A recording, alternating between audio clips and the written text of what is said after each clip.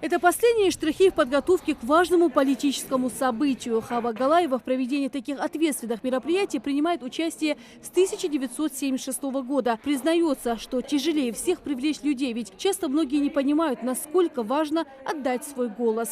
Я считаю, до каждого гражданина нашей республики, как и всей Российской Федерации, принять активное участие в выборах. Нужно всем прийти и проголосовать за ту партию, за тех кандидатов, достойных, которых они считают действительно достойны пройти в выборах, чтобы мы потом могли и принять участие, и подойти к ним со своими вопросами, обратиться, сделать какой-то запрос. В селении Сагапши к выборам подготовлены 3 УИКа. Традиционно один из избирательных участков открывается в 19-й школе. Комиссия, в составе которой 12 человек, прошла необходимую подготовку. В ней проведения выборов на участке будут присутствовать общественные наблюдатели. В зале установили стационарные ящики для голосования. Подготовлены также переносные урны. Голосование в селе пройдет в праздничной атмосфере. Мы уже большую часть работы выполнили. Просто осталось расставить столы для избирательной комиссии. А так урны, кабины, все у нас готово. Организованная и концертная программа. У нас свой хор школьный, очень известный в республике, тоже будет принимать участие в этом выборах. Еще приедут гости с филармонии, нам уже сказали, что будут здесь выступать. Я думаю, что жители села захотят прийти и отдать свой голос за того, за кого они желают. Сейчас волонтеры раздают пригласительные по территориальному участку. Уже завтра у всех жителей они будут на руках. Безопасности на участке тоже уделят особое внимание. Толстого, Чахкиева, Черкесская, Сагапшинская, Степная и не только. Больше 10 улиц относятся к этому избирательному участку. В день выборов сюда придут голосовать 1500 человек по расчетам специалистов. Для того, чтобы выборы прошли максимально прозрачно, здесь созданы все необходимые условия. В школе ранее функционировали 2 камеры видеонаблюдения, а совсем недавно избирком республики установил еще дополнительные. Они помогут в режиме онлайн следить за ходом выборов.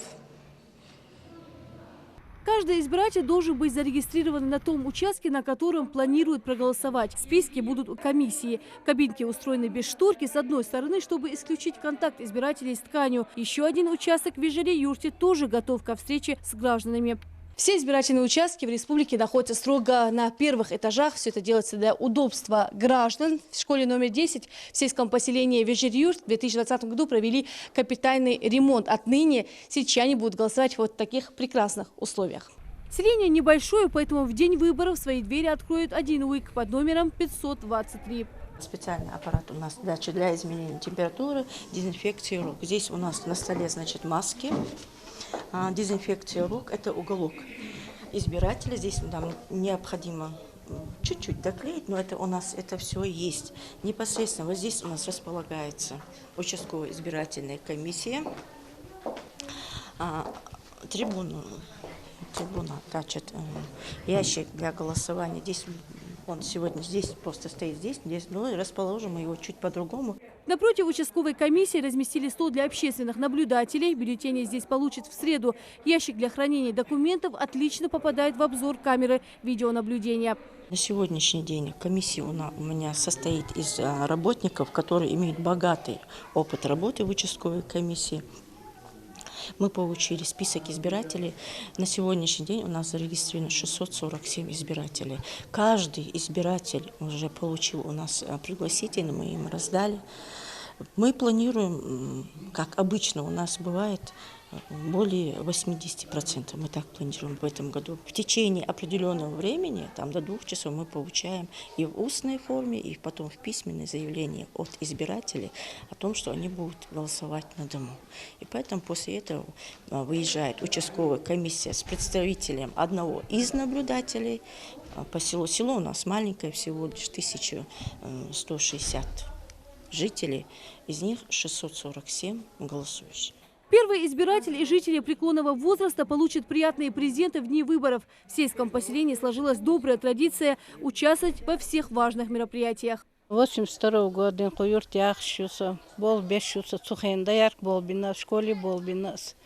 Сун дикхет куза со яхшмет голосовать дирду асда дина со куза мел масса голосовать течен. Постоянно голосовать. Цухенна тишайер хинчо хазаю аккуратную, чистую, бережник до массовым дикую дамла. В нашей республике, вот смотришь телевизор, много-много школ открыли уже, детских садов. Много сделали дорог в нашей республике, заасфальтированных. И до того приятно бывает смотреть, когда едешь на это все.